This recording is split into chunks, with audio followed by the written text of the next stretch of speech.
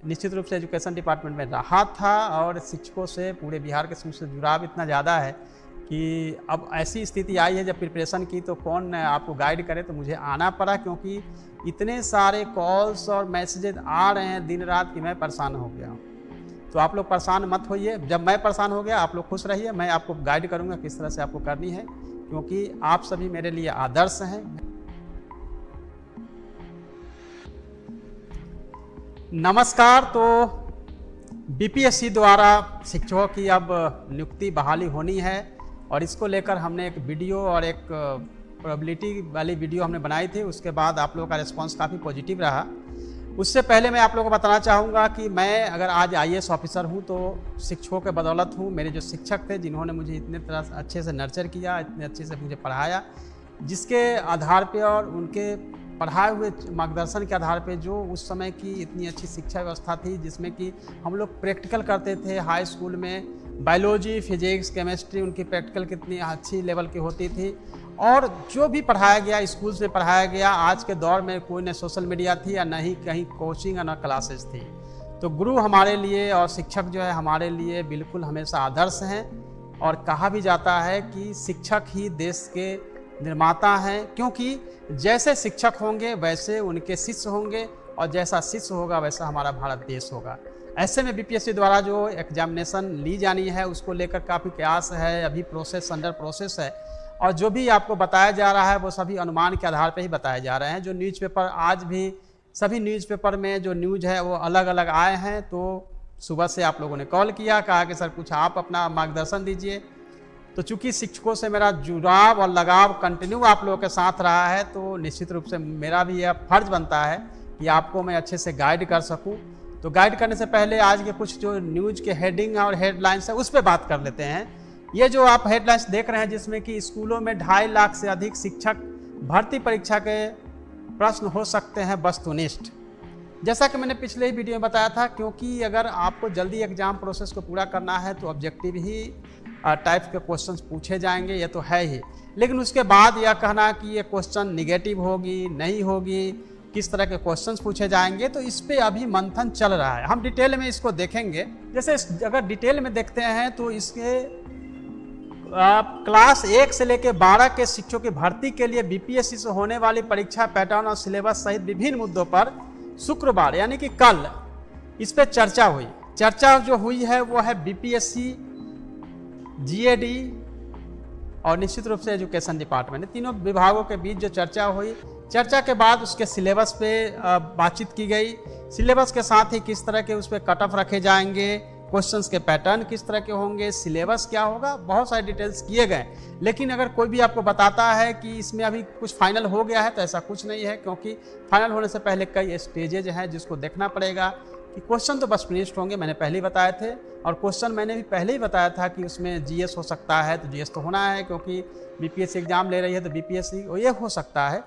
साथ ही ये हो सकता है क्वेश्चन का लेवल किस तरह का होगा। तो मैं एक बातें आपको आसपास बताता हूँ कि चूँकि शिक्षकों के लिए भर्ती के लिए जो एग्जाम्स होने हैं उसमें जो क्वेश्चंस होंगे वो होंगे 2 टाइप के। एक क्वेश्चन होगा जिसमें कि बिल्कुल ही ABCD होगा, क्वेश्चन 1 लाइनर होगा और फिर आपको ऑप्शन ढूंढने होंगे।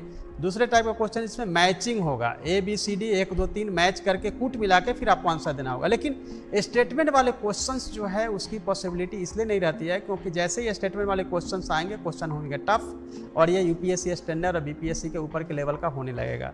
तो मुझे जो लगता है उसके मुताबिक यही होना चाहिए कि 2 क्वेश्चन इस टाइप के होंगे। और हाँ, ये है कि टीचिंग एप्टीट्यूड में जो क्वेश्चंस होंगे वो स्टेटमेंट वाइज होंगे, बट इजी और छोटे छोटे स्टेटमेंट होंगे जिसको कि सॉल्व करना बहुत ही आसान होगा।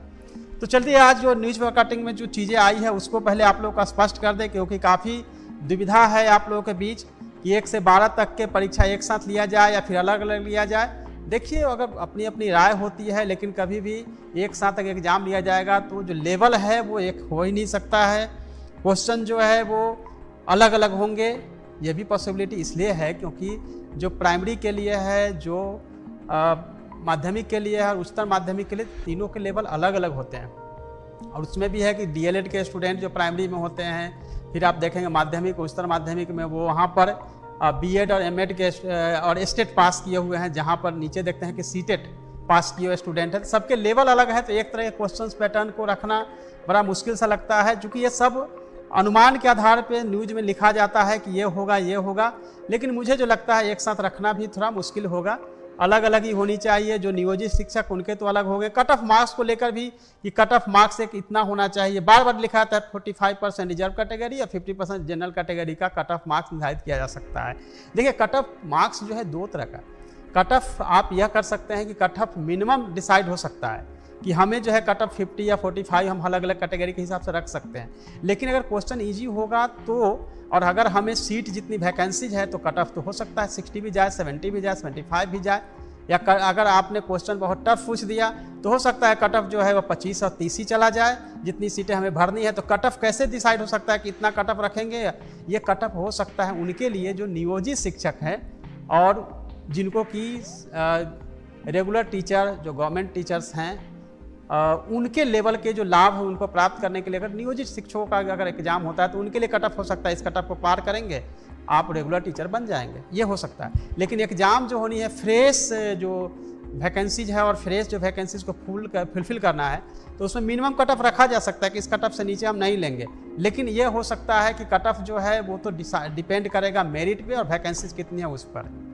लास्ट टाइम इस 6th फेज में जब मैं पूरी बहाली करवा रहा था तो आप लोगों ने देखा होगा कि बहुत अच्छी ट्रांसपेरेंसी के साथ हुई थी, और आप लोग इस बात से एग्री भी करेंगे कि जो सीटें खाली रह गई थी वो कुछ खास कैटेगरी और महिलाओं की सीटें जो थी, गर्ल्स की सीटें थी, वही खाली रह गई थी। तो इस बार वो तो जुड़ने वाली है, तो निश्चित रूप से महिलाओं और गर्ल्स के लिए अपॉर्चुनिटी ज़्यादा होगी। बट यह है कि अब ऐसा नहीं होगा कि हाँ आपने एजुकेशनल क्वालिफिकेशन में अधिक मार्क्स ले लिया है और आपको मार्क्स के आधार पे सर्टिफिकेट के आधार पे नौकरी होगी, बल्कि आपकी मेरिट के आधार पे होगी। तो अच्छे पहले कहा जा सकता है कि यूपीएससी एग्जाम को लेना ठीक रहेगा। अब बात रही कि अब क्या हम वेट करते रहें या हर दिन कुछ नया न्यूज आएगा उसी को पढ़ के खुश होते रहें या दुखी होते रहें? नहीं, हमें प्रिपरेशन की तरफ बढ़ना चाहिए, क्योंकि जब एडवर्टीजमेंट आएगी तो समय कम हो सकता है। मैं बार बार रिपीट करूँगा कि आप सभी पढ़ाई पे फोकस करिए। कहाँ फोकस करेंगे?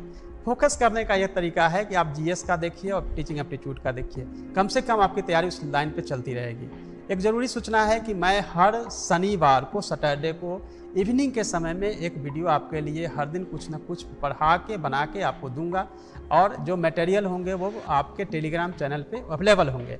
तो आज शाम में भी जो सैटरडे है उस दिन हम आपको वीडियो देंगे कि किस तरह से आपको कौन कौन सी बुक्स को फॉलो करना है। तो ये वीडियो भी आपको शाम में मिलेगी। आज देर रात तक भी सैटरडे को आप आज मिल जाएगी, कौन कौन सी बुक आपको फॉलो करनी है इसके संबंधित वीडियो भी हम आपको प्रोवाइड आज करवाएंगे कि आप कौन सी बुक्स पढ़ेंगे, टीचिंग एप्टीट्यूड में कैसे पढ़ेंगे। और फिर उसके में अगले वीक से हम लोग हर सब्जेक्ट वाइज, हर जीएस के हर सब्जेक्ट वाइज बताना शुरू करेंगे कहाँ कौन कौन सा फोकस एरिया हो सकता है जहाँ से क्वेश्चन की पॉसिबिलिटी रहती है और किस तरह से हमें प्रिपरेशन करनी है। आपको सिर्फ करना यह है कि हर सैटरडे को आपको ये हमारे चैनल पे जो वीडियो आएगी उसको आपको देखना है। और इतना लगाव क्यों है? क्योंकि निश्चित रूप से एजुकेशन डिपार्टमेंट में रहा था और शिक्षकों से, पूरे बिहार के शिक्षकों से जुड़ाव इतना ज़्यादा है कि अब ऐसी स्थिति आई है जब प्रिपरेशन की तो कौन आपको गाइड करे, तो मुझे आना पड़ा, क्योंकि इतने सारे कॉल्स और मैसेजेस आ रहे हैं दिन रात कि मैं परेशान हो गया हूँ। तो आप लोग परेशान मत होइए, जब मैं परेशान हो गया आप लोग खुश रहिए, मैं आपको गाइड करूँगा किस तरह से आपको करनी है, क्योंकि आप सभी मेरे लिए आदर्श हैं। मैंने पहले ही कहा कि शिक्षक जो है वो हमारे राष्ट्र निर्माता है और शिक्षकों के बदौलत ही आज मैं IAS अफसर, इसलिए शिक्षकों का सम्मान हमेशा मेरे दिल में रहा है, रहेगा, और आगे भी मैं यह कोशिश करूंगा कि आपको जितना भी मदद हो सकता है मैं करूंगा। हालांकि मैं सिविल सर्विस की तैयारी करवाता हूं, लेकिन आप लोगों ने इतना प्यार दिया है इसलिए मैं आपको गाइड जरूर करूंगा। Thank you so much.